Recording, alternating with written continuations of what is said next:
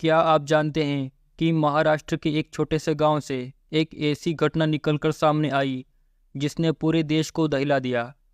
पूरे जिले की पुलिस की रातों की नींद उड़ा दी। पूरे गांव के लोगों ने पुलिस का साथ दिया और खौफ इतना हो गया था कि कोई भी आदमी अपने बच्चे को अकेला नहीं छोड़ता। आज की कहानी एक बच्चे की है जो कि अपने घर से गायब हो गया था और उसका पैर घने जंगल में पाया गया। नमस्कार दोस्तों, आज की वीडियो में हम बात करेंगे मंगेश पाटिल के बारे में, जो कि महाराष्ट्र के जलगांव जिले के चोपड़ा तहसील में चाहरडी नाम के गांव में रहता था। मंगेश अपने पिता डागड़ू पाटिल और मां गीताबाई पाटिल के साथ रहता था। उसकी एक छोटी बहन भी थी। यह पूरा परिवार एक छोटे से घर में रहता था। घर की आर्थिक स्थिति ठीक नहीं थी। रोजी रोटी के लिए डगरू पाटिल को दिन भर मजदूरी करनी पड़ती थी। पत्नी गीताबाई घर पर ही रहती और दोनों बच्चे स्कूल जाते थे। जैसे तैसे डगरू पाटिल घर चला रहे थे। घर में सब कुछ ठीक चल रहा था। तारीख आती है 2 फरवरी 2019 की। रोज की तरह आज भी डगरू पाटिल अपने काम पर चले गए। बच्चे भी स्कूल के लिए निकल गए थे। वैसे आज शनिवार का दिन था। सभी सरकारी स्कूल में शनिवार को हाफ डे होता है, इसलिए मंगेश 2 बजे अपनी बहन के साथ घर वापस आ जाता है। मंगेश करीब 12 साल का था। उसकी बहन छोटी थी। उसकी बहन तो रास्ते में ही खेलने लगती है और मंगेश घर आ जाता है। घर आकर वो स्कूल बैग रखता है और टॉयलेट करने के लिए फिर से बाहर चला जाता है। लेकिन बहुत देर इंतज़ार करने के बाद भी मंगेश घर नहीं आता।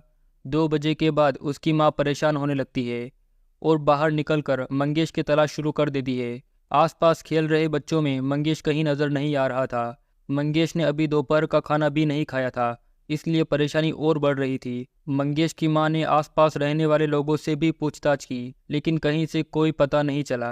धीरे धीरे शाम हो गई, लेकिन मंगेश का कोई पता नहीं चला। कुछ देर बाद मंगेश के पिता डगरू पाटिल भी घर आ गए। उन्हें बताया गया कि मंगेश दोपहर से ही लापता है। पूरे गांव में तलाश कर ली, लेकिन मंगेश के बारे में कुछ पता नहीं चला। वो दोनों फिर से मंगेश की तलाश करने में लग गए और सभी पड़ोसियों और रिश्तेदारों से पूछताछ करने लगे। अब तक पूरे गांव में मंगेश के लापता होने की खबर फैल चुकी थी। उसके बाद ही सभी लोगों ने मिलकर मंगेश की तलाश शुरू कर दी। पूरे गांव के हर घर को तलाशा गया। गली नुक्कड़, खेल मैदान, यहाँ तक कि खेत में जाकर भी तलाश की गई, लेकिन मंगेश का पता नहीं चला। कुछ लोग अभी भी माता पिता को दिलासा दे रहे थे कि हो सकता है कि वो किसी दूसरे गांव के दोस्त या रिश्तेदार के पास चला गया हो। कल सुबह हम आसपास के गांव में भी तलाश कर लेंगे। लेकिन माता पिता को लग रहा था कि जरूर उनके बेटे के साथ कुछ गलत हुआ है। यह सब करते हुए रात बीत जाती है। 3 फरवरी सुबह को मंगेश के आने का इंतजार था, लेकिन धीरे धीरे घर वालों की चिंता बढ़ रही थी। इसके बाद सभी लोग स्कूल में जाते हैं और वहाँ के स्टाफ से बात करने के बाद पता चलता है कि कल मंगेश स्कूल आया था और समय से ही घर चला गया था। इसके बाद सबने फैसला किया कि मंगेश के लापता होने की पुलिस में रिपोर्ट लिखाई जानी चाहिए। कुछ रिश्तेदारों के साथ डगरू पाटिल पुलिस स्टेशन पहुंच जाते हैं और मंगेश के लापता होने की सूचना पुलिस को देते हैं। क्योंकि बच्चे को गायब हुए लगभग 24 घंटे हो चुके थे, इसलिए पुलिस बिना किसी देरी किए तुरंत एक्शन लेती है। और किसी बच्चे के इस तरह गायब होने का गांव में यह पहला मामला था। पुलिस की एक टीम तुरंत गांव आ गई और मंगेश की मां से बातचीत की। मंगेश की मां ने पूरा घटनाक्रम सुनाया। इसके बाद पड़ोसियों से भी पूछताछ की गई, जिन्होंने मंगेश को दोपहर से पहले देखा था। एक बच्चे के इस तरह घर से लापता हो जाने के कारण लोगों में खौफ और गुस्सा था, इसलिए पुलिस ने अपने सीनियर्स को इस केस के बारे में बताया। एसपी ने तुरंत एक टीम का गठन कर दिया और जब तक ये केस क्रैक ना हो तब तक किसी और केस पर काम करने से भी मना कर दिया। और यहीं से शुरू होती है मंगेश की तलाश की कहानी, जो आगे चलकर इतने अजीबोगरीब मोड़ लेने वाली थी, जिसके बारे में किसी ने नहीं सोचा था। टीम ने फिर से डगरू पाटिल और उसकी पत्नी से पूछताछ की, जैसे किसी से कोई दुश्मनी, उधारी या कोई और विवाद। लेकिन डगरू पाटिल गरीब और सीधा आदमी था, इसलिए किसी से भी उसकी कोई दुश्मनी नहीं थी। यहाँ तक कि किडनैपिंग का एंगल भी इस केस पर ठीक नहीं बैठ रहा था। डगरू पाटिल के पास इतने पैसे भी नहीं थे कि वो ढंग के कपड़े पहन सके, तो फिर कोई उसके बच्चे को किडनैप करके क्या कर लेगा। लेकिन कहीं पर तलाश करने का भी कोई फायदा नहीं था, क्योंकि पहले ही गांव के लोग लगभग हर जगह तलाश कर चुके थे। 2-3 दिन बीत जाते हैं, लेकिन अभी तक मंगेश का कोई पता नहीं चलता। माता पिता का रो रो कर बुरा हाल हो गया था। माँ ने तो खाना पीना भी छोड़ दिया था। हालत इतनी खराब हो गई थी कि माँ रोते रोते बेहोश हो जाती थी। न तो कोई सुराग न गवाह। पुलिस के लिए ये एक बहुत ही मुश्किल केस बन गया था। गांव में कहीं पर भी सीसीटीवी कैमरा नहीं था जिससे ये कन्फर्म किया जा सके कि मंगेश इस रास्ते से गुजरा या नहीं। पुलिस ने अपने सभी मुखबिर और खबरियों को काम पर लगा दिया, लेकिन वहां से भी कोई खास जानकारी नहीं मिल रही थी।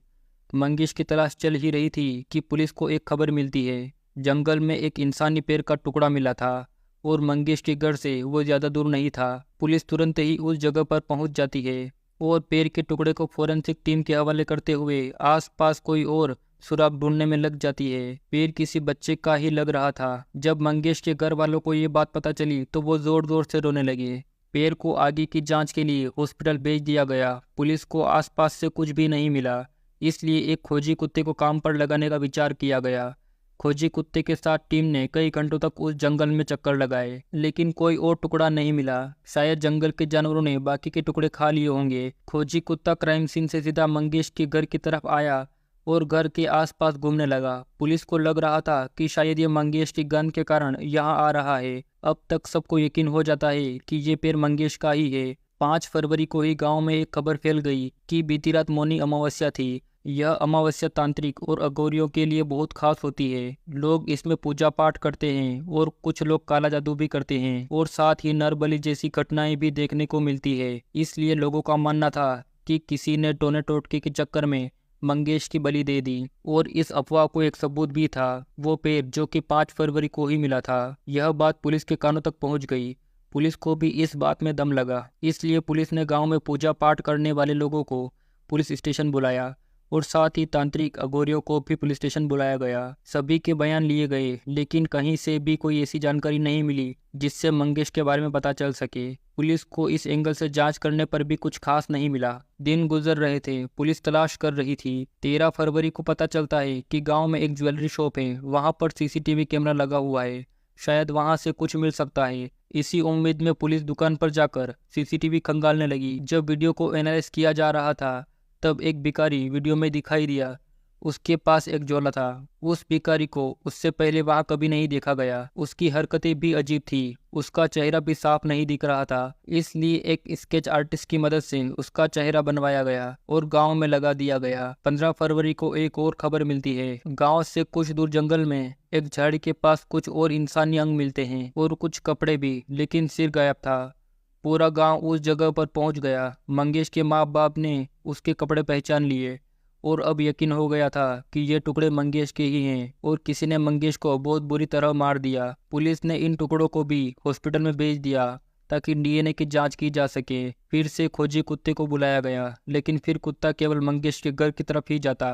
पुलिस के हाथ फिर से खाली थे। पुलिस को जल्दी ही समझ आ जाता है कि हमसे कहीं ना कहीं चूक हो रही है, इसलिए इस केस को शुरू से इन्वेस्टिगेट करने का विचार किया गया। इसमें एक पुलिसकर्मी ने एक और तथ्य सामने रखा। जब खोजी कुत्ते को ले जाया गया था तो वो वहां से सीधा घर की तरफ आ रहा था। आमतौर पर कुत्ता विक्टिम की लास्ट लोकेशन पर जाता है।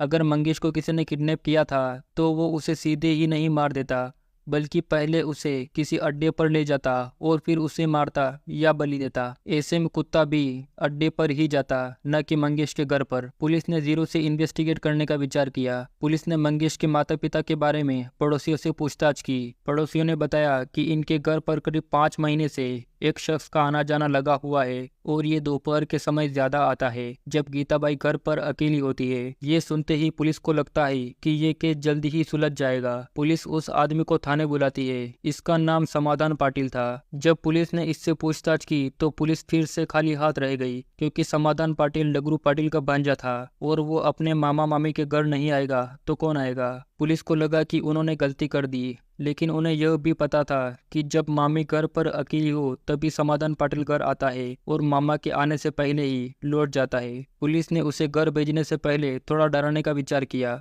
और बोला कि हमें पता है कि तुमने ही मंगेश को मारा है और उसके टुकड़े किए हैं, मगर तुम अपना गुनाह कबूल कर लोगे तो तुम्हें कम सजा मिलेगी, वरना जिंदगी भर जेल में सड़ते रहोगे। समाधान पाटिल डर गया और पुलिस को तुरंत बता दिया कि इसमें मेरा कोई हाथ नहीं है।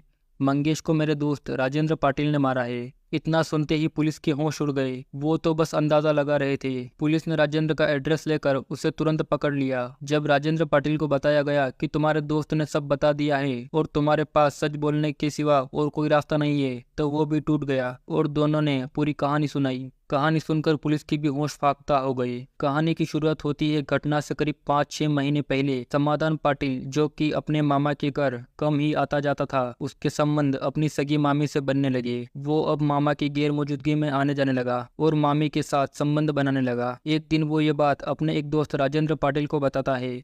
इस पर राजेंद्र पाटिल भी मामी के साथ संबंध बनाने की इच्छा जाहिर करता है। समाधान पाटिल उससे कहता है कि इसके लिए मामी से पूछना पड़ेगा और वो मामी से पूछ लेता है। उसकी मामी यानी गीताबाई ने कहा कि मुझे कोई आपत्ति नहीं है, तुम उसे भी अगली बार अपने साथ ले आना। कुछ दिनों बाद वो दोनों ही गीताबाई के पास पहुंच जाते हैं और एक एक करके संबंध बनाते हैं। ये सिलसिला लगातार चलता रहता है कई महीनों तक। कभी समाधान तो कभी राजेंद्र कोई ना कोई गीताबाई से मिलने पहुंच जाता है। इसी तरह तारीख आती है 2 फरवरी 2019 की। उस दिन राजेंद्र पाटिल गीताबाई से मिलने पहुंच गया और संबंध बनाने लगा। उसे पता था कि 2 बजे तक मंगेश घर आ जाएगा, लेकिन उस दिन उसका हाफ डे था, इसलिए वो जल्दी घर आ गया। मंगेश ने उन दोनों को आपत्तिजनक हालत में देख लिया। कहीं मंगेश ये बात अपने पिता को न बता दे, इसलिए गीताबाई ने राजेंद्र से कहा कि इसे मार दो, नहीं तो ये हमारे बारे में सबको बता देगा। राजेंद्र ने घर में ही रखा एक डंडा उठाया और जोर से मंगेश के सिर पर वार किया। एक ही बार में मंगेश की जान चली गई और उन्होंने उसकी लाश को एक बोरी में भरकर घर में ही रख दिया। क्योंकि दोपहर का वक्त था, राजेंद्र ने मदद के लिए समाधान को बुलाया।